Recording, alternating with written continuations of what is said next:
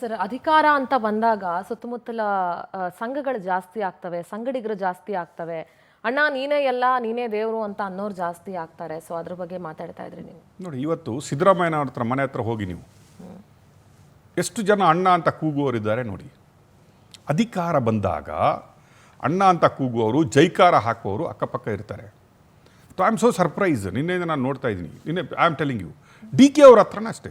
ಸಿದ್ದರಾಮಯ್ಯನವರ ಎರಡನೇ ಹಂತ ಏನಾದರೂ ಸ್ವಲ್ಪ ಕೆಳಗಡೆ ಬಿದ್ದಿದ್ರೆ ಅದಕ್ಕೆ ಕಾರಣ ಸಿದ್ದರಾಮಯ್ಯನವರಲ್ಲ, ಸಿದ್ದರಾಮಯ್ಯನವರ ಅಕ್ಕಪಕ್ಕ ಇತ್ತಲ್ಲ ಆ ಟೀಮ್ ಇದೆಲ್ಲ, that is spoil Siddaramaiah in second term.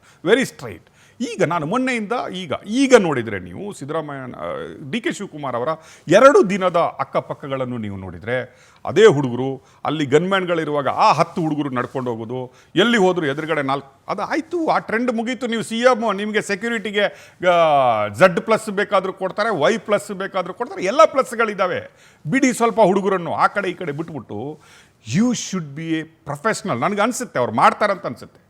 ಅವರ ಜೀಲ್ಗಳು ನಾನು ನೋಡಿದ್ದೀನಿ, ಅವರನ್ನು ನಾನು ಮಿಡ್ ನೈಟ್ ಕೂತ್ಕೊಂಡು ಮಾತಾಡೋ ನೋಡಿದ್ದೀನಿ. ಅವ್ರ ಹತ್ರ ಜೀಲಿತ್ತು. ನಾನು ಮಾಡಬೇಕನ್ನುವ ಜೀಲಿದೆ. Is a business man, not only religious person, businessman. ಅವರ ಆ್ಯಟಿಟ್ಯೂಡು ಎಲ್ಲ ಇದೆ ಅವ್ರ ಹತ್ರ. ಬಟ್ ಈ ಹುಡುಗರು ಇದ್ದಾರಲ್ಲ, ಹತ್ರದ ಹುಡುಗರು ಇದ್ದಾರಲ್ಲ, ವೆರಿ ಡೇಂಜರಸ್. ನಾವು ಅಕ್ಕಪಕ್ಕದಲ್ಲೇ ನೀವು ಸುಮ್ಮನೆ ಕೂತ್ಕೊಂಡು ಕೇಳಿಸಿದ್ರೆ ಶುರು ಆಗುತ್ತೆ. ನಮ್ಮ ಅಣ್ಣ ಆಗವರೇ, ಇನ್ನು ನಮ್ಮದೇ ದಿನ ಅಂತ ಹೇಳುವವರು ತಿಳ್ಕೊಂಡು ಈಗ ಆಲ್ರೆಡಿ ಶುರು ಆಗಿದೆ. ನೀವು ವಾಟ್ಸಪ್ ಸ್ಟೇಟಸ್ಗಳನ್ನು, ಕೆಲವು ಸ್ಟೇಟಸ್ಗಳನ್ನು ನೋಡಿದರೆ ಮುಂದೆ ಏನು ಆಗಬಹುದು ಡಿ ಕೆ ಶಿವಕುಮಾರ್ ಅವರಿಗೆ ಇವ್ರುಗಳಿಂದ ಅಂತ ನಮಗೆ ಗೊತ್ತಾಗುತ್ತೆ. ಅದು ಮಾತ್ರ ಅಲ್ಲ, ನೀವು ಅಕ್ಕಪಕ್ಕ ಕೂತ್ಕೊಂಡಾಗ ಆಲ್ರೆಡಿ ಪೀಪಲ್ ಆರ್ ರೆಡಿ. ಈಗ ಸಿದ್ದರಾಮಯ್ಯನವರ ಪಂಗಡದ ಆಯಿತು, ಈಗ ನಮ್ಮ ಪಂಗಡದ ಶುರು ಮಾಡುವಂಥ ಅದನ್ನೆಲ್ಲ ಕೆಲವರು ನೋಡಿ. ಈಗ ನೋಡಿ, ಅಲ್ಲಿ ಒಂದು ನೋಡ್ತಾ ಇದ್ದಾರೆ ನೋಡಿ, ಅಲ್ಲಿ ಗನ್ಮ್ಯಾನ್ಗಳಿಗಿಂತ ಜಾಸ್ತಿ ಯಾರ್ಯಾರಿದ್ದಾರೆ ನೋಡಿ. ನೀವು ನೋಡಿ, ಒಟ್ಟಾರೆ ಫೋಟೋದಲ್ಲಿ ಬರಬೇಕು. ನೀವು ಹೇಳಿದ್ರಿ ಒಂದು ಮಾತು ನಿನ್ನೆ ಡಿ ಕೆ ಶಿವಕುಮಾರ್ ಅವರು, ನನ್ನ ಹಿಂದ್ಗಡೆ ಯಾರು ನಿಂತ್ಕೊಬಾರ್ದು ಅಂತೇಳಿ.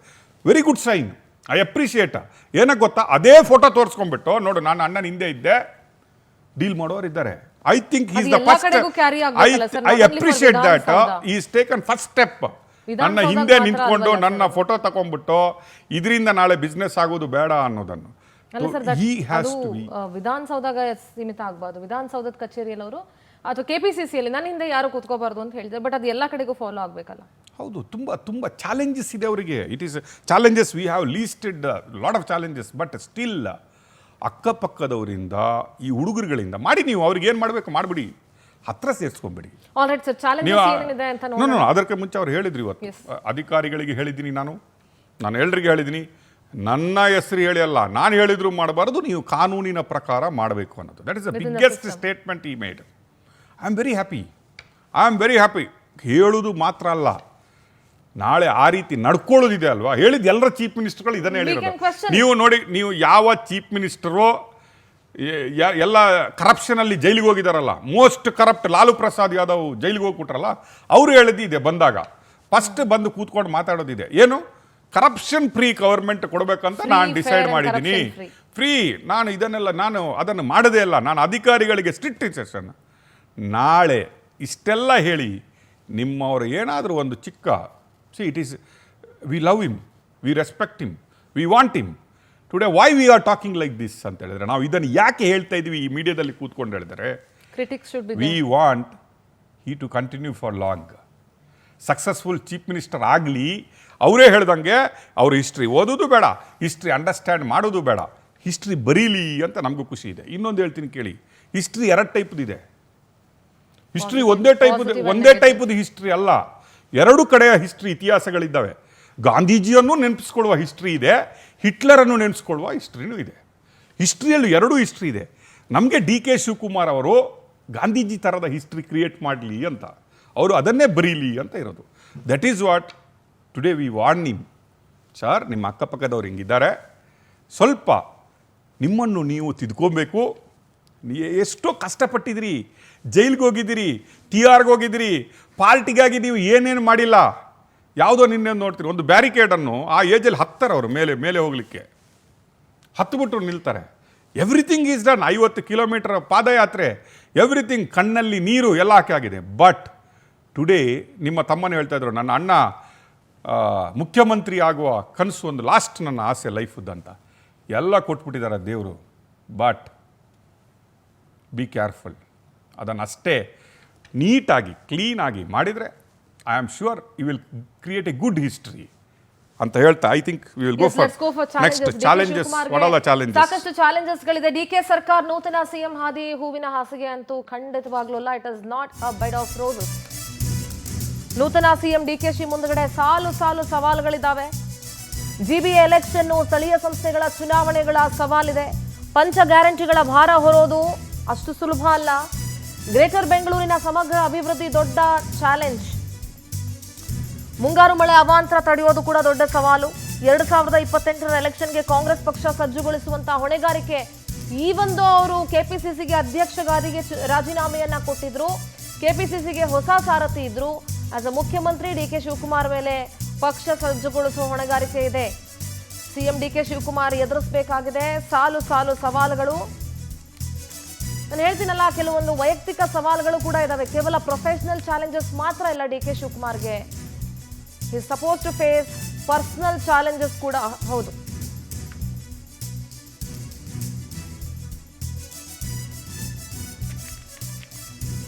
ಏನೇನ್ ಸವಾಲುಗಳಿದಾವೆ ಹಾಗಾದ್ರೆ ಡಿಕೆ ಶಿವಕುಮಾರ್ಗೆ? ಯಾವ್ಯಾವ ಸವಾಲುಗಳಿದಾವೆ ನೋಡಿ. ಜಿಬಿಎ ಆಗಸ್ಟ್ ಸೆಪ್ಟೆಂಬರ್ ನಲ್ಲಿ ಬರುವಂತಹ ಗ್ರೇಟರ್ ಬೆಂಗಳೂರು. ಕಾಂಗ್ರೆಸ್ ಸರ್ಕಾರ ಅಧಿಕಾರಕ್ಕೆ ಬಂದ್ಮೇಲೆ ಬಿಬಿಎಂಪಿ ಬದಲು ಜಿಬಿಎ ಅಂತ ಮಾಡಿದ್ರು. ಗ್ರೇಟರ್ ಬೆಂಗಳೂರು ಅಥಾರಿಟಿ ಅಂತ ಹೇಳಿ 5 ಪಾಲಿಕೆಗಳನ್ನು ಮಾಡಲಾಯಿತು. ಅದಕ್ಕೆ ಚುನಾವಣೆ ನಡೆಸಬೇಕಾಗತ್ತೆ. ಸುಪ್ರೀಂ ಕೋರ್ಟ್ ಕೂಡ ಡೆಡ್ಲೈನ್ ಕೊಟ್ಟಿದೆ. ಇನ್ನು ಎರಡನೇ ಸವಾಲು ಏನು ಅಂತ ನೋಡೋದಾದ್ರೆ, ಜಿಬಿಎ, ಗ್ರಾಮ ಪಂಚಾಯತಿ, ಜಿಲ್ಲಾ ಪಂಚಾಯತಿ ಸೇರಿ ಲೋಕಲ್ ಬಾಡಿ ಎಲೆಕ್ಷನ್ಗಳಿರ್ತವೆ. ಎಲ್ಲ ಕಡೆನೂ ಕೂಡ ಗೆದ್ಕೊಂಡು ಬರಬೇಕಾಗುತ್ತೆ. ಯಾಕೆಂದರೆ ಲೋಕಲ್ ಬಾಡಿ ಎಲೆಕ್ಷನ್ಗಳು ಆಡಳಿತ ಪಕ್ಷದ ವಿರುದ್ಧವಾಗಾದರೆ 2028ರ ವಿಧಾನಸಭಾ ಚುನಾವಣೆ ಮೇಲೆ ಅದು ಪರಿಣಾಮ ಬೀರುತ್ತೆ ಅಂತ ಕೂಡ ಅದನ್ನು ವಿಶ್ಲೇಷಿಸಲಾಗುತ್ತೆ. ಇನ್ನು ಮೂರನೇ ಸವಾಲು, ರಾಜಕೀಯ, ಆರ್ಥಿಕ ಮತ್ತು ಆಡಳಿತಾತ್ಮಕ ಕ್ಷೇತ್ರಗಳಲ್ಲಿ ಅನೇಕ ಸವಾಲುಗಳಿದ್ದಾವೆ. ಡಿಕೆ ಶಿವಕುಮಾರ್ಗೆ ಸ್ವಪಕ್ಷದಲ್ಲೇ ವಿರೋಧಿಗಳಿದ್ದಾರೆ ಅನ್ನೋದು ಬಹಳ ಸ್ಪಷ್ಟವಾಗಿ ಗೊತ್ತಿದೆ. ಅವರೆಲ್ಲರನ್ನ ಒಮ್ಮತದಿಂದ ಒಗ್ಗೂಡಿಸ್ಕೊಂಡು ಕರ್ಕೊಂಡು ಹೋಗೋದು ದೊಡ್ಡ ಚಾಲೆಂಜು. ಇನ್ನು financial and administrational challenges. Financial condition ರಾಜ್ಯದ ಹೇಗಿದೆ ಅನ್ನೋದು ಗೊತ್ತಿದೆ. ಎಷ್ಟು ಲಕ್ಷ ಕೋಟಿ ಸಾಲ ಮಾಡಿದೆ ಸರ್ಕಾರ ಅನ್ನೋದು ಗೊತ್ತಿದೆ.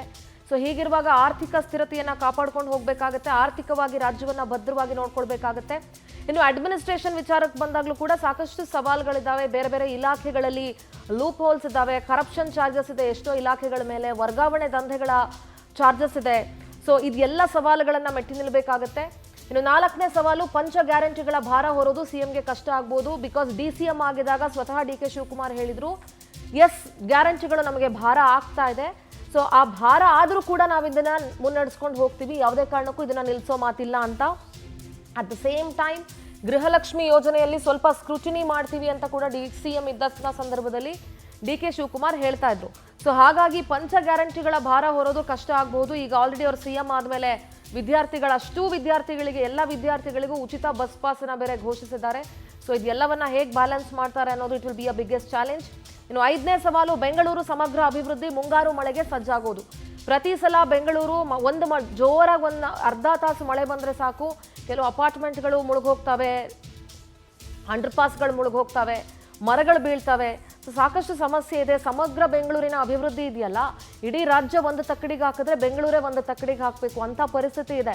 ಸೊ ಅದನ್ನು ಹೇಗೆ ಮಾಡ್ತಾರೆ? ಇಲ್ಲಿ ಕೆಲವೊಂದು IT-BT ಸಂಸ್ಥೆಗಳಿಗೆ ಕೆಲವು ಸೌಕರ್ಯಗಳನ್ನು ಕೊಡಬೇಕಾಗತ್ತೆ.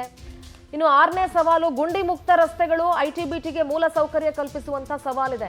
ಒಂದೊಂದು ಗುಂಡಿ ಮುಚ್ಚಕ್ಕೆ 1 ಕೋಟಿ ದುಡ್ಡು ಖರ್ಚು ಮಾಡಿ ಕೂತ್ಕೊಂಡ್ರೆ ಆಗಲ್ಲ. ಈಗ ಆಲ್ರೆಡಿ ಕಾಂಗ್ರೆಸ್ ಸರ್ಕಾರ ಬಂದಮೇಲೆ 1000 ಕೋಟಿ ಬರೀ ರಸ್ತೆ ಅಭಿವೃದ್ಧಿಗೆ ಅಂತಾನೆ ಇಟ್ಟಿದ್ರು.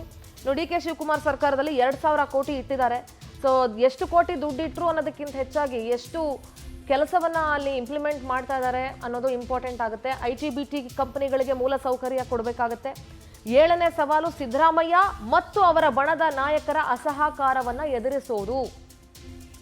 ಎಷ್ಟು ಸುಲಭವಾಗಿ ಅಧಿಕಾರವನ್ನ ಬಿಟ್ಕೊಟ್ಟಿರುವಂತಹ ಸಿದ್ದರಾಮಯ್ಯನವರು ರಾಜಕೀಯ ತಂತ್ರಗಾರಿಕೆಯನ್ನ 100ಗೆ 200% ಮುಂದುವರಿಸ್ತಾರೆ. ಸೊ ಅವರ ಬಣದ ನಾಯಕರಿದಾರಲ್ಲ, ಅವರ ಒಂದು ಅಸಹಕಾರವನ್ನ ಮುಂದುವರಿಸ್ಕೊಂಡು ಹೋಗೋದು ಇಂಪಾರ್ಟೆಂಟ್ ಆಗುತ್ತೆ. ಅಂದ್ರೆ ಅದನ್ನ ಎದುರಿಸ್ಕೊಂಡು ಹೋಗೋದು.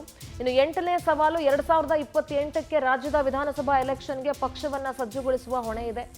ಒಂದು ಅವರು KPCC ಅಧ್ಯಕ್ಷರಲ್ಲದೆ ಇದ್ರೂ ಕೂಡ ರಾಜ್ಯದ ಮುಖ್ಯಮಂತ್ರಿಯಾಗಿ ಪಕ್ಷವನ್ನ ಮತ್ತೊಮ್ಮೆ ಅಧಿಕಾರ ತರುವಂಥ ನಿಟ್ಟಿನಲ್ಲಿ ಪಕ್ಷ ಸಂಘಟನೆಗೆ ಒತ್ತು ಕೊಡೋದು ಇಂಪಾರ್ಟೆಂಟ್ ಆಗುತ್ತೆ. ಇನ್ನು 9ನೇ ಸವಾಲು, 2023ರಲ್ಲಿ ಅಹಿಂದ ಮತ ಬ್ಯಾಂಕ್ ಕೈ ಹಿಡಿದಿತ್ತು. ಈಗ ಸಿದ್ದರಾಮಯ್ಯನವರ ರಾಜೀನಾಮೆಯಿಂದ ಕಾಂಗ್ರೆಸ್ನ ವಿರೋಧಿ ಆಗಿ ಕಟ್ಕೊಳ್ಬಹುದು ಅಹಿಂದ. ಸೊ ಹಾಗಾಗಿ ಅಹಿಂದ ಮತ ಬ್ಯಾಂಕ್ ಅನ್ನ ಕಾಯ್ದುಕೊಳ್ಳೋದು ಬಹಳ ದೊಡ್ಡ ಚಾಲೆಂಜ್ ಆಗುತ್ತೆ. ಇದು 9ನೇ ಸವಾಲು. ಅಹಿಂದ ಮತಗಳನ್ನ ಹಿಡಿದಿಟ್ಕೊಳ್ಳೋದು ಬಹಳ ದೊಡ್ಡ ಸವಾಲಾಗುತ್ತೆ. ಇನ್ನು ಹತ್ತನೇ ಸವಾಲು ಹಳೆ ಮೈಸೂರು ಭಾಗದಲ್ಲಿ ಒಕ್ಕಲಿಗ ಸಮುದಾಯದ ಬೆಂಬಲವನ್ನ ಗಿಟ್ಟಿಸ್ಕೊಳ್ಳೋದು. 23ರ ಚುನಾವಣೆಯಲ್ಲಿ ಇದೇ ನಿಮ್ಮ ಒಕ್ಕಲಿಗ ಸಮುದಾಯದ ಮುಖ್ಯಮಂತ್ರಿ ಆಗ್ತೀನಿ ನಾನು ಅಂತ ಹೇಳಿನೇ ಹಳೆ ಮೈಸೂರು ಭಾಗದ ಮತಗಳನ್ನ ಪಡೆಯುವಲ್ಲಿ ಕಾಂಗ್ರೆಸ್ ಯಶಸ್ವಿಯಾಗಿತ್ತು. JDSನ ಮತಗಳು ಕಾಂಗ್ರೆಸ್ಗೆ ವರದಾನ ಆಗಿತ್ತು, ಕಾಂಗ್ರೆಸ್ಗೆ ಹರಿದು ಬಂದಿತ್ತು. ಸೊ ಈಗ JDS ಕೂಡ ಪುಟದೇಳ್ತಾ ಇದೆ, JDS ಪಕ್ಷ ಸಂಘಟನೆಯಲ್ಲಿ ತೊಡಗಿಸ್ಕೊಂಡಿದೆ. ಹಳೆ ಮೈಸೂರು ಭಾಗದಲ್ಲಿ ಕಾಂಗ್ರೆಸ್ ಪಕ್ಷವನ್ನ ಮತ್ತು ಆ ಒಕ್ಕಲಿಗ ಮತಗಳನ್ನ ಕಾಂಗ್ರೆಸ್ ಪಕ್ಷಕ್ಕೆ ಬರುವಂತೆ ಹಿಡಿದಿಟ್ಕೊಳ್ಳುವಂತಹ ಚಾಲೆಂಜ್ ಇದೆ. ಇನ್ನು 11ನೇ ಸವಾಲು ಮೇಕೆದಾಟು ಮತ್ತು ಮಹದಾಯಿ ಮತ್ತು ಕೃಷ್ಣಾ ಮೇಲ್ದಂಡೆ ಯೋಜನೆಯನ್ನ ಪೂರ್ಣಗೊಳಿಸೋದು. ಪಾದಯಾತ್ರೆಗಳು ನಡೆದಿದ್ವು, ಇದಕ್ಕೆಲ್ಲ ಕೂಡ ಈಗಲೂ ಹೋರಾಟವನ್ನ ನಡೆಸಲಾಗ್ತಾ ಇದೆ. ಸೊ ಈ ಯೋಜನೆ ಪೂರ್ಣಗೊಳಿಸುವಂತ ಚಾಲೆಂಜ್ ಇದೆ. 12ನೇ ಸವಾಲು ಜಾತಿ ಗಣತಿ ವರದಿಯನ್ನ ಸರ್ಕಾರ ಸ್ವೀಕರಿಸಿದ್ದು ಜಾರಿಯ ಸವಾಲು. ಈಗ ಆಲ್ರೆಡಿ ಸಿದ್ದರಾಮಯ್ಯನವರು ರಾಜೀನಾಮೆ ಕೊಡೋ ಒಂದು ದಿನದ ಮುಂದಷ್ಟೇ ಅವರು ಜಾತಿ ಗಣತಿ ವರದಿಯನ್ನ ಸ್ವೀಕಾರ ಮಾಡಿದ್ರು. ಆದರೆ ಅದನ್ನ ಜಾರಿಗೊಳಿಸೋದಿದೆಯಲ್ಲ, ಅದು ಅಷ್ಟು ಸುಲಭ ಖಂಡಿತವಾಗ್ಲೂ ಅಲ್ಲ. ಇನ್ನು 13ನೇ ಸವಾಲು 2ನೇ ಹಂತದ ಸಚಿವ ಸಂಪುಟ ವಿಸ್ತರಣೆಯ ಸವಾಲು. Cabinet expansion. ಮೊದಲನೇ ಸಲ 13 ಜನಕ್ಕೇನೆ ಇವರು ಇಲ್ದಿರ ಸರ್ಕಸ್ ಎಲ್ಲ ಮಾಡಿದ್ರು. ಜಾತಿ ಸಮೀಕರಣವನ್ನ ತಲೆಯಲ್ಲಿಟ್ಕೊಂಡು ಮಿನಿಸ್ಟ್ರಿಯನ್ನ ಡಿವೈಡ್ ಮಾಡಿದ್ರು. ಆದರೆ ಈಗ ಕ್ಯಾಬಿನೆಟ್ ಎಕ್ಸ್ಪಾನ್ಷನ್ ಇದೆಯಲ್ಲ, ಉಳಿದಂಥ 20 ಸೀಟ್ಗಳು ಮತ್ತು 2 ಎಕ್ಸ್ಟ್ರಾ ಸೆಕ್ರೆಟೇರಿಯೇಟ್ ಮಾಡ್ತೀನಿ ಅಂತ ಹೇಳಿದ್ದಾರೆ.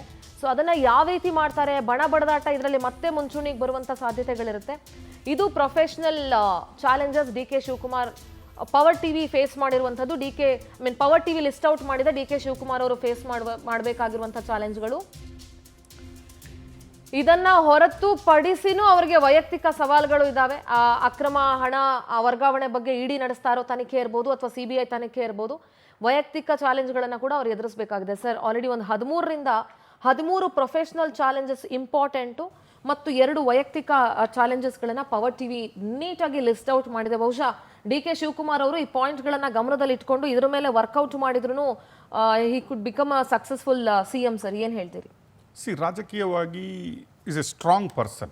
ಅಡ್ಮಿನಿಸ್ಟ್ರೇಟಿವ್ ಆಲ್ಸೋ ಅವರೇನು ಇವತ್ತು ನಿನ್ನೆ ಈಗ ಮಧ್ಯಪ್ರದೇಶದ ಚೀಫ್ ಮಿನಿಸ್ಟರು, ಈಗ ಬಿಹಾರ್ ಚೀಫ್ ಮಿನಿಸ್ಟರು, ರಾಜಸ್ಥಾನದವರು ಒನ್ ಟೈಮ್ ಏನೋ ಮಾಡ್ಕೊಂಡು ಬಂದರು, ಅವರನ್ನು BJP ಮಾಡಿದಂಗೆ ಚೀಫ್ ಮಿನಿಸ್ಟರ್ ಅಲ್ಲ ಇವರು. He knows very well everything. Political game, administration ಎಲ್ಲ ಗೊತ್ತಿದೆ. DK ಶಿವಕುಮಾರ್ ಅವರಿಗೆ ಪಳಗಿದವರು. ಅವರು ಎಂತೆಂಥ ಹಿರಿಯರನ್ನು ಕೂಡ ಇವತ್ತು ಹಿಂದಿಕ್ಕಿ ಇಲ್ಲಿ ಬರಬೇಕಾದ್ರೆ ಅವರೆಲ್ಲ ನೋಡ್ಕೊಂಡು ಬಂದಿದ್ದಾರೆ. First of all DK Shivakumar ಅವರಿಗೆ 3 ರೀತಿಯ ಶತ್ರುಗಳಿದ್ದಾರೆ. ಇಟ್ ಈಸ್ ನಾಟ್ ಒಂದು ರೀತಿಯ ಶತ್ರುಗಳು. ನಂಬರ್ 1 ಯಾರಂದರೆ ವಿಪಕ್ಷವಾದಂತಹ BJP ಅವರು ಕಾಯ್ತಾ ಇದ್ದಾರೆ DK ಶಿವಕುಮಾರ್ ಎಲ್ಲಿ ಏನು ಸಿಗ್ತದೆ, ಏನದರಲ್ಲಿ ಹಿಡಿದಾಕ್ಬೋದು ಅಂತ. ಸೆಕೆಂಡ್, ಮೂಲತಃ ಇವರ ಪ್ರಬಲ ವಿರೋಧಿ ಅಂದರೆ ಒಕ್ಕಲಿಗರಲ್ಲಿ ಬೆಳಿಬೇಕಂತ ಇದ್ದಾಗ HDK ಮತ್ತು ದೇವೇಗೌಡರ ಫ್ಯಾಮಿಲಿಯನ್ನು ಎದುರಾಕೊಂಡು ಅವರೊಟ್ಟಿಗೆ ಒಂದು ರೀತಿಯ JDS ಒಟ್ಟಿಗೆ ಒಂದು ರೀತಿಯ ವೈರತ್ವ. ಮೂರನೇದಾಗಿ ಈಗ ಕಾಂಗ್ರೆಸ್ನಲ್ಲಿ ಯಾವುದು ಬಣ ಇದೆ ಅಲ್ವಾ, ನಾವು ಎಷ್ಟೇ ಸುಲಲಿತವಾಗಿ ಹೋಗಿದೆ, ಇವರು ಹೂವಿನ ಹಾಸಿಗೆಯಲ್ಲಿ ಕೊಟ್ಬಿಟ್ರು, ಅವರು ಹೂವಿನ ಹಾಸಿಗೆಯಲ್ಲಿ ಬುಕ್ಕೆ ಕೊಟ್ಬಿಟ್ಟು ಕರ್ಕೊಂಡು ಬಂದರು, ಮಲಗಿಸಿದ್ರು ಅಂತ ಹೇಳಿದ್ರು ಕೂಡ ಬಣ ಇದೆ, ಇಲ್ಲಿನೂ ಕಾಂಪಿಟೇಷನ್ ಇದೆ, ಇಲ್ಲಿನೂ ಒಂದು ವಿರೋಧ ತತ್ವಗಳು ಇದ್ದಾವೆ.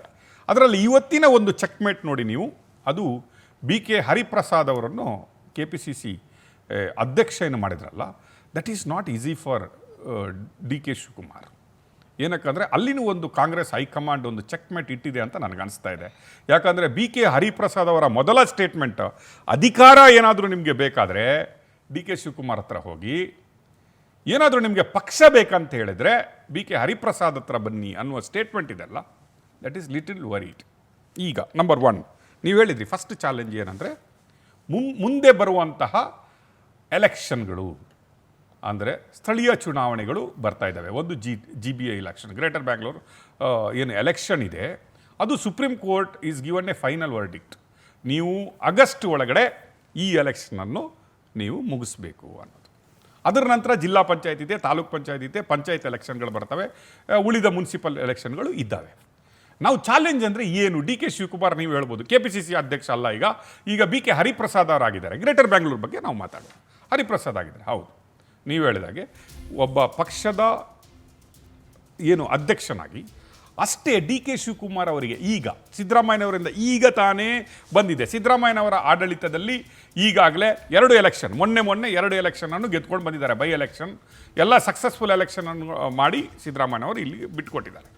ಈಗ ಜಿ ಬಿ ಅಂತ ಹೇಳಿದ್ರೆ ಫಸ್ಟ್ ಆಫ್ ಆಲ್ ಬರುವುದು ಏನಂತ ಹೇಳಿದ್ರೆ 10 ವರ್ಷಗಳು ಬಿ ಜೆ ಪಿ ಕಾಂಗ್ರೆಸ್ಗಳು ಸೇರಿಕೊಂಡು ಒಮ್ಮತದ ನಿರ್ಧಾರದಿಂದ ಅದನ್ನು ಮುಂದೂಡ್ಕೊಂಡು ಬಂದರು.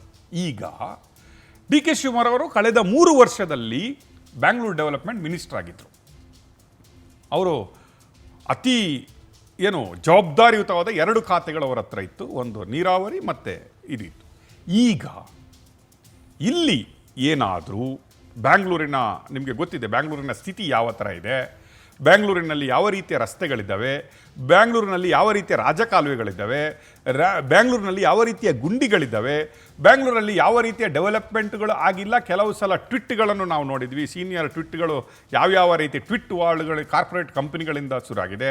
ಬೆಂಗಳೂರಲ್ಲಿ ಗಾರ್ಬೇಜ್ ಪ್ರಾಬ್ಲಮ್ ಏನಿದೆ, ಬೆಂಗಳೂರಲ್ಲಿ ಟ್ರಾಫಿಕ್ನ ಸಮಸ್ಯೆ, ಅಂದರೆ 1 ಕಿಲೋಮೀಟರ್ ಬೆಂಗಳೂರಲ್ಲಿ ಎವರೇಜಲ್ಲೂ ಹೋಗಬೇಕಾದ್ರೆ 1 ಗಂಟೆ ತಗೊಳ್ಳುವ ಟೈಮಲ್ಲಿ ನಾವಿದ್ದೀವಿ. ಅಂಥ ಪರಿಸ್ಥಿತಿ ಇರುವಾಗ ಈಗ ಸಪೋಸ್ ತಾನು ಅಧಿಕಾರವನ್ನು ವಹಿಸ್ಕೊಳ್ತಾ ಇರುವಾಗ ರೀತಿಯಲ್ಲಿ ಏನಾದರೂ ನಾಳೆ ಎಲೆಕ್ಷನಲ್ಲಿ ಕಾಂಗ್ರೆಸ್ಗೆ ಈಗ ಅಲ್ಲಿನೂ ಕೂಡ ಬ್ಯಾಂಗ್ಳೂರು ಡೆವಲಪ್ಮೆಂಟ್ ಮಿನಿಸ್ಟ್ರಿಗೂ ಕೂಡ ಪೈಪೋಟಿ ನಡೀತಾ ಇದೀವಿ ಅಂತ ನಾವು ಹೇಳ್ತೀವಿ. ರಾಮಲಿಂಗಾರೆಡ್ಡಿ ವರ್ಸಸ್ ಕೃಷ್ಣ ಬೈರೇಗೌಡ ನಡೀತಾ ಇದೆ ಅಂತ ನಾವು ಹೇಳ್ತಾ ಇದ್ವಿ. ಎಲ್ಲೋ ಇಲ್ಲಿ ಆದರೆ it may be very much worry. D K Shivakumar ಅವರಿಗೆ ಒಂದು ರೀತಿಯ ಫಸ್ಟ್ ಚೆಕ್ಮೇಟ್ ಏನಾದರೂ ಆದರೆ ಅದು ಜಿ ಬಿ ಎಲೆಕ್ಷನ್, ಅದು ಫಸ್ಟ್ ಟೆಸ್ಟ್. ಹೌದು, ನೀವು ಮುಖ್ಯಮಂತ್ರಿಗಳಾಗಿ ಯಾವ ರೀತಿಯಲ್ಲಿ ಯಾವ ಸ್ಟ್ರಾಟಜಿ ಮಾಡಿಕೊಂಡು ಜಿ ಬಿ ಎಲೆಕ್ಷನನ್ನು ಮತ್ತು ಜಿಲ್ಲಾ ಪಂಚಾಯತ್ ತಾಲೂಕ್ ಪಂಚಾಯತ್ ಎಲೆಕ್ಷನ್ಗಳನ್ನು ವಿನ್ ಆಗ್ತೀರಿ ಅನ್ನೋದು. Bengaluru is most concern. ಯಾಕಂತ ಹೇಳಿದ್ರೆ ಬಿಕಾಸ್ ಡಿ ಕೆ ಶಿವಕುಮಾರ್ ಅವರೇ 3 ವರ್ಷದಿಂದ ಬೆಂಗಳೂರನ್ನು ಆಳಿದ್ದಾರೆ. ಬೆಂಗಳೂರಿನ ಬಿ ಡಿ ಎ ಅವರ ಅಂಡರಲ್ಲಿತ್ತು, ಕಾರ್ಪೊರೇಷನ್ ಅವರ ಅಂಡರಲ್ಲಿತ್ತು, ಬೆಂಗಳೂರಿನ ಎಂಟೈರ್ ಮಿನಿಸ್ಟ್ರಿ ಅವರ ಕೈಯಲ್ಲಿತ್ತು. ಆದರೂ ಕೂಡ ಬೆಂಗಳೂರು ಈ ರೀತಿಯ ಸ್ಥಿತಿಯಲ್ಲಿ ಇದೆ ಅನ್ನುವ ರೀತಿಯಲ್ಲಿ ಏನಾದರೂ ವೋಟಿಂಗ್ ಆದರೆ ಅದು ಅವರ ಇವ್ಯಾಲ್ಯೂಯೇಷನ್ ಬಿಫೋರ್ ಸಿ ಎಮ್ನ ಮುಂಚಿನ ವರ್ಕನ್ನು ಇವ್ಯಾಲ್ಯೂಯೇಟ್ ಮಾಡಬಹುದು ಅನ್ನುವ ಸ್ಥಿತಿಯಲ್ಲಿದೆ. ಅದರ ಒಟ್ಟಿಗೆ ನೀವು ಲೋಕಲ್ ಪಂಚಾಯತಿ ಇಲೆಕ್ಷನ್ ಜಾತಿವಾರನ್ನು ಇಲ್ಲಿ ನೀವು ನೋಡಿದರೆ ಜಾತಿವಾರ ಎಲೆಕ್ಷನ್ಗಳಾಗಲ್ಲ. ನಾರ್ಮಲಿ ಗ್ರೇಟರ್ ಬೆಂಗಳೂರಲ್ಲಿ ನೋಡಿದರೆ ಅಂಥದ್ದೊಂದು ಜಾತಿಗಳನ್ನು ಇಟ್ಕೊಂಡು ಇಲ್ಲಿ ಎಲೆಕ್ಷನ್ ಆಗಲ್ಲ. ಆದರೆ ನೀವು ತಾಲೂಕ್ ಪಂಚಾಯತ್ ಮತ್ತು ಜಿಲ್ಲಾ ಪಂಚಾಯತಿಗಳಿಗೆ ಹೋದರೆ ಈಗಿನ ಪರಿಸ್ಥಿತಿಯಲ್ಲಿ ಒಂದನೇದಾಗಿ ಬಿ ಜೆ ಪಿ ಮತ್ತು ಜೆ ಡಿ ಎಸ್ ಒಗ್ಗಟ್ಟಾಗಿ ಒಂದೇ ಹಂತದಲ್ಲಿ ಹೋಗೋದ್ರಿಂದ ಈ ಕಡೆ ಅಹಿಂದ ಅಂತ ನಾವು ಏನು ಹೇಳ್ತೀವಿ, ಆ ಕಡೆ ಈಗಾಗಲೇ ಜಮೀರ್ ಅಹಮದ್ ಖಾನ್ ಅಲ್ಪಸಂಖ್ಯಾತರು ಏನಿದ್ದಾರೆ, ಜಮೀರ್ ಅಹಮದ್ ಖಾನ್ ಅವರಿಗೆ ಈಗಾಗಲೇ ಅವರ ಆಡಿಯೋ ರಿಲೀಸ್ ಆಗಿದೆ. ನೀವು ಕೆಲವರು ಹೇಳ್ತಾರೆ, ನೀವು ನೋಡಿ ಮೀಡಿಯಾಗಳ ರಿಪೋರ್ಟ್ಗಳಲ್ಲಿ ನೀವು ನೋಡಿದರೆ ಹೌದು ಇದನ್ನು ಡಿ ಕೆ ಶಿವಕುಮಾರ್ ಅವರ ಟೀಮೇ ರಿಲೀಸ್ ಮಾಡ್ತು ಅನ್ನುವ.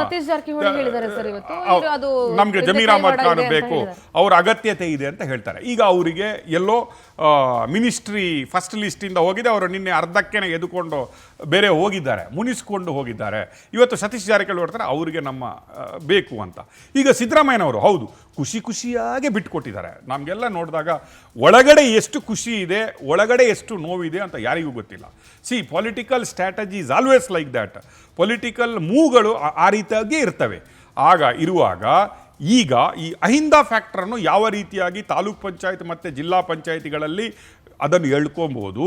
ನೀವು ಹೇಳಿದಂಗೆ ಈ ಗ್ಯಾರಂಟಿ ಯೋಜನೆಗಳು ಆ ಯೋಜನೆಗಳು ಎಷ್ಟರ ಮಟ್ಟಿಗೆ ಕೈ ಹಿಡಿದಿದ್ದಾವೆ ಇದನ್ನೆಲ್ಲ ಚೆಕ್ ಮಾಡಬೇಕಾದ್ರೆ ಐ ಥಿಂಕ್ ಲಾರ್ಜರ್ ಎಲೆಕ್ಷನ್ ಬಂದಾಗ ಡಿ ಕೆ ಶಿವಕುಮಾರ್ ಅವರಿಗೆ ಇದೊಂದು ಬಿಗ್ಗೆಸ್ಟ್ ಚಾಲೆಂಜ್. ಹೌದು, ಸಿದ್ದರಾಮಯ್ಯನವರನ್ನು ಕರ್ಕೊಂಡು ಓಡಾಡಬೇಕಾದಂಥ ಪರಿಸ್ಥಿತಿ ಬರುತ್ತೆ. ಸಿದ್ದರಾಮಯ್ಯನವರು ನಮ್ಮೊಟ್ಟಿಗೆ ಈಗ ನೀವು ನೋಡ್ತಾ ಇದ್ರಿ, ಮೊನ್ನೆ ಸಿದ್ದರಾಮಯ್ಯನವರ ಪಾದಕ್ಕೆರಗಿದ್ರು, ಅವರು ಸಿದ್ದರಾಮಯ್ಯನವ್ರನ್ನ ಅಪ್ಕೊಂಡ್ರು, ಎಲ್ಲೂ ಹೋದರು ಸಿದ್ದರಾಮಯ್ಯನವರ ಮನೆಗೆ ಹೋದರು.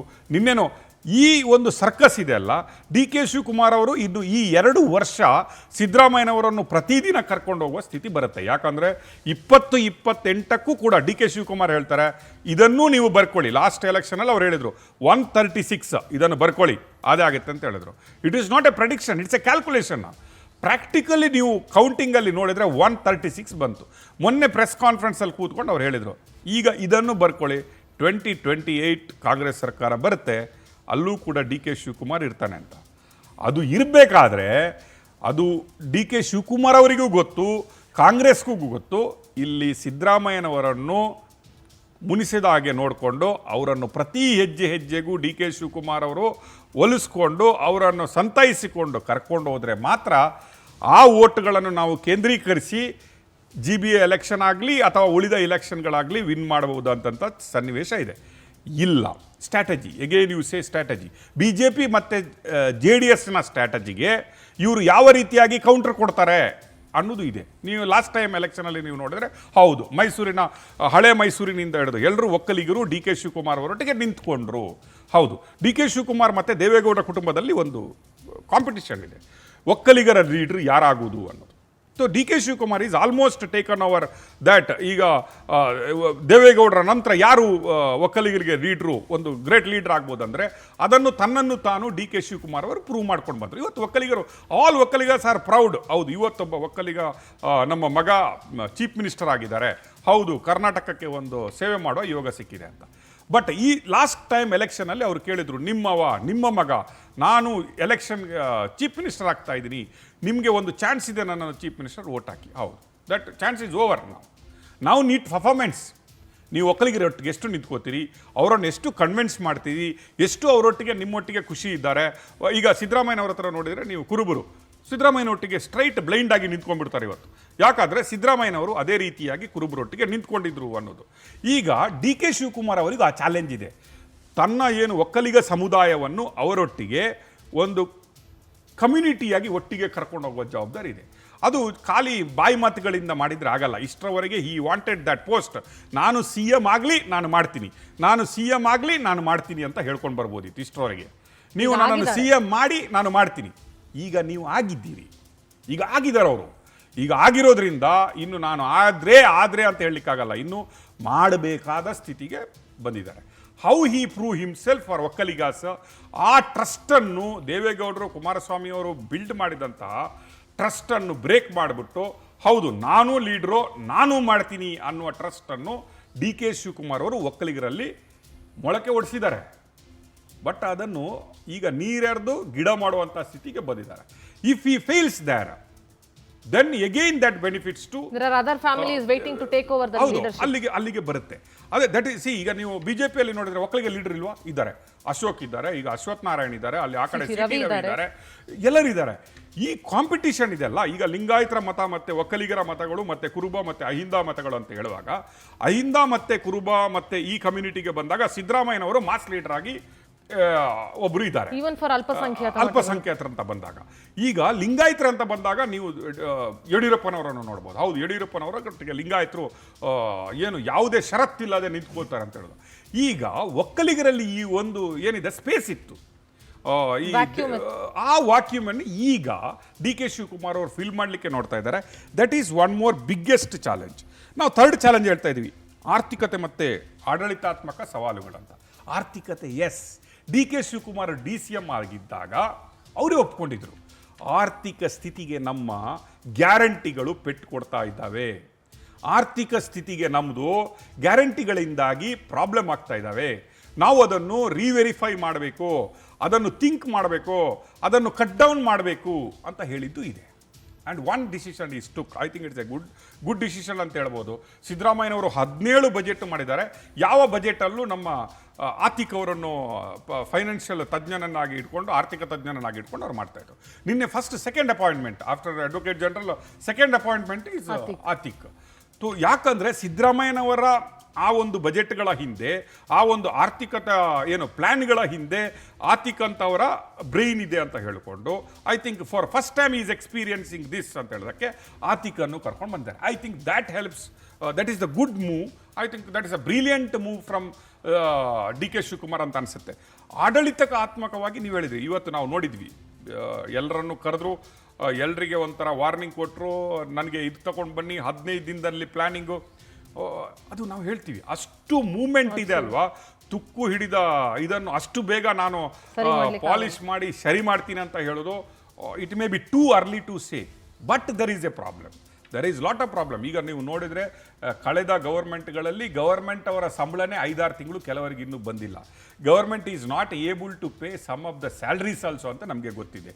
ಬೆಂಗಳೂರಲ್ಲಿ ನಮ್ಮಿಂದ ಹಿಡಿದು ಯಾವ ಗುಂಡಿಗಳನ್ನು ನೋಡಿದರೆ ಗವರ್ಮೆಂಟ್ ಎಷ್ಟು ಗುಂಡಿಲಿದೆ ಅಂತ ನಮಗೆ ಗೊತ್ತಾಗುತ್ತೆ. ಚರಂಡಿಗಳನ್ನು ನೋಡಿದರೆ ಗವರ್ಮೆಂಟ್ ಯಾವ ಚರಂಡಿಲಿತ್ತು ಅಂತ ನಮಗೆ ಗೊತ್ತಾಗುತ್ತೆ. There is nothing to say where is government is standing today, financial capacity ಎಲ್ಲಿವರೆಗಿದೆ ಅಂತ. ಅದಕ್ಕೆ what is the cover up today? ಈಗ ಡಿ ಕೆ ಶಿವಕುಮಾರ್ ಅವರು ಫಸ್ಟ್ ಪ್ರೆಸ್ ಕಾನ್ಫರೆನ್ಸಲ್ಲೇ ಫೈನಾನ್ಷಿಯಲ್ ಬಗ್ಗೆ ಒಂದು ರೀತಿಯ ಕವರ್ ಅಪ್ ಮಾಡಿದ್ರು. ನಿಮಗೆ ನೋಡ್ತಾ CSR ಫಂಡ್ಗಳ ಬಗ್ಗೆ ಮಾತಾಡಿದ್ರು. Is aiming how to collect the revenue. Is a business man. ಅವ್ರು ಹೇಳ್ತಾರಲ್ಲ by choice is a business man. ಈಗ ಅವರು ಇಲ್ಲಿ ಬಿಸ್ನೆಸ್ ಅನ್ನು ನೋಡ್ತಾ ಇದ್ದಾರೆ, ಎಲ್ಲಿಂದ ನಾನು ರೆವಿನ್ಯೂ ಕಲೆಕ್ಟ್ ಮಾಡಲಿ ಅಂತ. 8,000 crores of CSR fund I am targeting. ಅದನ್ನು ನಾನು ಎಲ್ಲೆಲ್ಲಿ ಮಾಡ್ಬೋದು ಅಂದ್ರೆ ಸ್ಕೂಲ್ಸ್ಗಳು, ಏನೇನು ಜಿಲ್ಲಾವಾರು ಸ್ಕೂಲ್ ಮಾಡ್ತೀನಿ. ಈಗ ಸೇಮ್ ಟೈಮ್ ನಿನ್ನೆ ಒಂದು 2-3 ಪುನಃ ಫ್ರೀ ಸ್ಕೀಮ್ಸ್ ಬಂದಿದೆ. ಮಕ್ಕಳಿಗೆ ಪಾಸು, ನಾನು ಅದನ್ನು ಕೊಡ್ತೀನಿ, ಇದನ್ನು ಕೊಡ್ತೀನಿ ಅಂತ. See I say don't over commit. ಈ ಓವರ್ ಕಮಿಟ್ ಇದೆ ಅಲ್ವಾ, that is very dangerous. You have time, think. ಕೊಟ್ಟಿದ್ದಾರೆ, ಕೂಲ್ ಆಗಿಬಿಡಿ, ಸ್ವಲ್ಪ ಕೂಲ್ ಆಗಿಬಿಟ್ಟು ಥಿಂಕ್ ಮಾಡಿ whether I can do it, whether I have to commit or not commit. ನೀವು ಕೊಟ್ಟಿಲ್ಲ ಅಂದ್ರೂ ಯಾರು ಮಾತಾಡಲ್ಲ. ಹೇಳ್ಬಿಟ್ಟು ನೀವು ಕೊಟ್ಟಿಲ್ಲ ಅಂದ್ರೆ then there is a problem. One thing I need to ask sir, ವಿದ್ಯಾರ್ಥಿಗಳಿಗೆ ಫ್ರೀ ಬಸ್ ಪಾಸ್ಗಳನ್ನ ನೆನ್ನೆ ಅನೌನ್ಸ್ ಮಾಡಿದ್ರು ಸರ್. ಒಂದ್ ಕಡೆ ಗ್ಯಾರಂಟಿ ಯೋಜನೆಯಲ್ಲಿ ಮಹಿಳೆಯರಿಗೆ ಶಕ್ತಿ ಯೋಜನೆ ಅಂಡರಲ್ಲಿ ಫ್ರೀ ಆಗಿ ಮಹಿಳೆಯರಿಗೆ ಟ್ರಾವೆಲ್ ಮಾಡೋದಕ್ಕೆ ಬಿಟ್ಟಿದ್ದಾರೆ. ಸೊ ಈಗ ಸ್ಟೂಡೆಂಟ್ಸ್ಗೂ ಫ್ರೀ ಪಾಸಸ್ ಕೊಡ್ತಾ ಇರೋದು ಮತ್ತು ಈ ಕಡೆ ಮಹಿಳೆಯರಿಗೂ ಹುಡುಗರು ಬರ್ತಾರೆ. ಅಲ್ಲ ಸರ್, ಹುಡುಗರು ಬರ್ತಾರೆ, ಐ ಡೂ ಅಂಡರ್ಸ್ಟ್ಯಾಂಡ್. ಆದ್ರೆ ಇಲ್ಲಿ ಮಹಿಳೆಯರಿಗೂ ಕೊಡ್ತಾ ಇರೋದು ಮತ್ತು ವಿದ್ಯಾರ್ಥಿಗಳಿಗೂ ಕೊಡ್ತಾ ಇರೋದ್ರಿಂದ ಈಗ ಆಲ್ರೆಡಿ ಸಾರಿಗೆ ಇಲಾಖೆಗಳು ಸಂಕಷ್ಟದಲ್ಲಿರೋದ್ರಿಂದ ಸೊ ಇದನ್ನು ಮತ್ತೆ ಓವರ್ ಬರ್ಡನ್ ಆಗಲ್ವಾ ಸರ್? ಒಂದನ್ನು ಕ್ಯಾನ್ಸಲ್ ಮಾಡಿ ಇನ್ನೊಂದು ಕೊಡ್ಬೋದಾಗಿತ್ತಲ್ಲ. ಎಲ್ಲ ಇಲಾಖೆಗಳು ಪ್ರಾಬ್ಲಮ್ ಅಲ್ಲಿ ಇದಾವೆ. ಇದು ಅಳಿಯ ಅಲ್ಲ ಮಗಳಗಂಡ. ನೀವು ಅದರಲ್ಲಿ ಒಂದೇ ಪಾಸಲ್ಲಿ ಹೋಗೋದು, ಇದರಲ್ಲೂ ಹೋಗೋದು. ಈಗ ಇದರಲ್ಲಿ ಎಕ್ಸ್ಟ್ರಾ ಏನಾಗಿದೆ ಅಂದ್ರೆ ಹುಡುಗರು ಹೋಗ್ಬೋದು, ಹುಡುಗರು ಸ್ಟೂಡೆಂಟ್ ಹೋಗ್ಬೋದು. ಈ ಹುಡುಗಿರು ಏನಿದ್ರು ಗರ್ಲ್ಸ್ಗೆ ಅವ್ರಿಗೆ ಆಲ್ರೆಡಿ ಅವೈಲೇಬಲ್ ಇತ್ತು, ಹುಡುಗಿರು ಪಾಸಲ್ಲಿ ಅವ್ರಿಗೆ ಫ್ರೀ ಇತ್ತು. ಈಗ ಎಕ್ಸ್ಟ್ರಾ ಏನಂದರೆ ಸ್ಟೂಡೆಂಟ್ಸು ಹುಡುಗರು ಕೂಡ ಇದರಲ್ಲಿ ಟ್ರಾವೆಲ್ ಮಾಡ್ಬೋದು. ಅದರಲ್ಲಿ ಬಿದ್ದರೆ ಅದು ಜಾಸ್ತಿ ಇಲ್ಲ. ನಾವು CSR ಫಂಡ್ ಬಗ್ಗೆ ಮಾತಾಡಿದರು. ನೆಕ್ಸ್ಟು ನಿನ್ನೆದು ಇನ್ನೊಂದು ಅನೌನ್ಸ್ಮೆಂಟ್ ನೋಡಿ ನೀವು, ಬಿ ಖಾತಾದಿಂದ ಎ ಖಾತಾ, OC ಇಲ್ಲ, ಇದಕ್ಕೆಲ್ಲ ಚಾರ್ಜಸ್ ಇದೆ. Nothing is free of cost to you. ನೀವು ಏನು ಎಣಿಸಿದ್ರೆ ನೀವು DK ಅವರು ಎಲ್ಲ ಫ್ರೀ ಆಫ್ ಕಾಸ್ಟ್ ಕೊಡ್ತೀನಿ ಅಂತ ಯಾರಾದರೂ ಎಣಿಸ್ಕೊಂಡ್ಬಿಟ್ಟಿದ್ರೆ that is no. Is a business man. Is trying to collect a revenue. He thinks business in everything.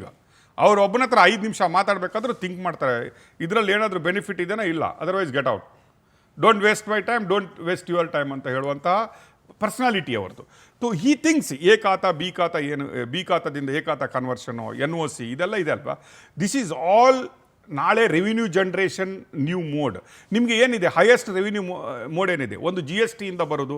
ಇಲ್ಲಿ ಡೈರೆಕ್ಟ್ ಸೋರ್ಸ್ ಆಫ್ ಇನ್ಕಮ್ ಏನಿದೆ, ರೆವಿನ್ಯೂ ಏನಿದೆ, ಒಂದು ಸ್ಟ್ಯಾಂಪ್ ಡ್ಯೂಟಿಯಿಂದ ನಿಮಗೆ ರೆವಿನ್ಯೂ ಡಿಪಾರ್ಟ್ಮೆಂಟಿಂದ ಬರೋದು, ಇನ್ನೊಂದು ಲಿಕ್ಕರ್ ಡಿಪಾರ್ಟ್ಮೆಂಟಿಂದ ಬರೋದು. There is only 2 things which will come here very straight, then is the petrol cess or whatever is comes to government. ಆದರೆ ಈಗ DK ಅವರು ಏನು ಮಾಡಲಿಕ್ಕೆ ಹೊರಟಿದ್ದಾರೆ ಅಂದರೆ, ಅವರೀಗ ಉಳಿದ ಸೋರ್ಸ್ಗಳಲ್ಲಿ ನಾನು ಏನೇನು ಮಾಡ್ಬೋದು, ಯಾವ ರೀತಿಯ ಸೋರ್ಸ್ ಜನ್ರೇಷನ್ಗಳನ್ನು ಮಾಡ್ಬೋದು ಅಂತ ಥಿಂಕ್ ಮಾಡ್ತಾ ಇದ್ದಾರೆ. He may think lot in that and try to create a financial strength. ಆಡಳಿತವಾತ್ಮಕ ಹೇಳಬೇಕಂದ್ರೆ right person in right place ಹಾಕಿದರೆ ಮಾತ್ರ. ನೀವು right person in right place ಅಂತ ಏನಕ್ಕೆ ಹೇಳ್ತಾ ಇದ್ದಾರೆ, ನಾವು ಇವತ್ತು ಹೇಳಿದರು, ಅವರ ಲೆಟ್ರಿಗೆ ಇವರ ಲೆಟ್ರಿಗೆ ನನ್ನ ಲೆಟ್ರಿಗೆ ಏನಕ್ಕೂ ಮಾಡಬೇಡಿ ಅನ್ನೋದನ್ನು ಮಾಡಬೇಕು. Yes, I agree. ನೀವು ಖಾಲಿ ಒಂದೇ IAS 2 IASಗಳನ್ನು ನಂಬ್ಕೊಂಬೇಡಿ. ದರ್ ಇಸ್ ಲಾಟ್ ಆಫ್ IASಗಳು ಇದ್ದಾರೆ. ಈಗ DK ಅವರು ಬಂದ ಕೂಡಲೇ ತುಷಾರ್ ಗಿರಿನಾಥ್ ಬರಬೇಕು, ರಾಜೇಂದ್ರ ಚೋಳನು ಬರಬೇಕು, ಅವರ ಡಿಪಾರ್ಟ್ಮೆಂಟಲ್ಲಿ ಇದ್ದವರೇ ಬರಬೇಕಂತ ಏನಿಲ್ಲ. Give chances to others also to perform. ನೀವು ನಾನು ಹೇಳ್ತೀನಿ ಕೇಳಿ, don't pass wrong signals to people. ನೀವು ಜನಗಳಿಗೆ ಒಂದು ರೀತಿಯ ರಾಂಗ್ ಸಿಗ್ನಲ್ ಬರುವಾಗ ಆಡಳಿತಾತ್ಮಕವಾಗಿ ನೀವು ಓಪನ್ ಆಗಿರಿ. Select A right person in right place and ನೀವೇ ನಿಮ್ಮ ಡಿಪಾರ್ಟ್ಮೆಂಟಲ್ಲಿ ಇದ್ದವರನ್ನೇ ಪುನಃ ನಿಮ್ಮ ಡಿಪಾರ್ಟ್ಮೆಂಟಿಗೆ ತೊಗೊಂಡು ಬಂದು ಇಟ್ಕೊಂಬೇಡಿ. ನಿಮ್ಮ ಸುತ್ತ ಖಾಲಿ ಒಂದು 5 IAS ಆಫೀಸರ್ಗಳು, 4 KS ಆಫೀಸರ್ಗಳು, ಅದೇ ಪಂಗಡವನ್ನು ತಗೊಂಡು ಬರಬೇಡಿ. It may be right, you may be thinking he is very brilliant. ನನಗೆ ಅರ್ಥ ಆಗಲ್ಲ, ಕರ್ನಾಟಕದ IAS ಆಫೀಸರ್ಗೆ ಯಾರಿಗೂ ತಲೆನೇ ಇರಲ್ವಾ, ಅಥವಾ they are not brilliant, they not passed IAS exams. ನನಗೆ ಅರ್ಥ ಆಗಲ್ಲ. ನಾವು ಕರ್ನಾಟಕ ಅಂತ ಮಾತಾಡ್ತೀವಿ. ಸಮ್ ಟೈಮ್ ಈವನ್ ಪೊಲೀಸ್ ಡಿಪಾರ್ಟ್ಮೆಂಟ್ಗೆ ಬಂದಾಗ ನನಗೆ ಅನಿಸುತ್ತೆ ಕರ್ನಾಟಕದ ಪೊಲೀಸರು ದಕ್ಷರೇ ಅಲ್ವಾ ಅಂತ ಅನಿಸ್ಬಿಡುತ್ತೆ.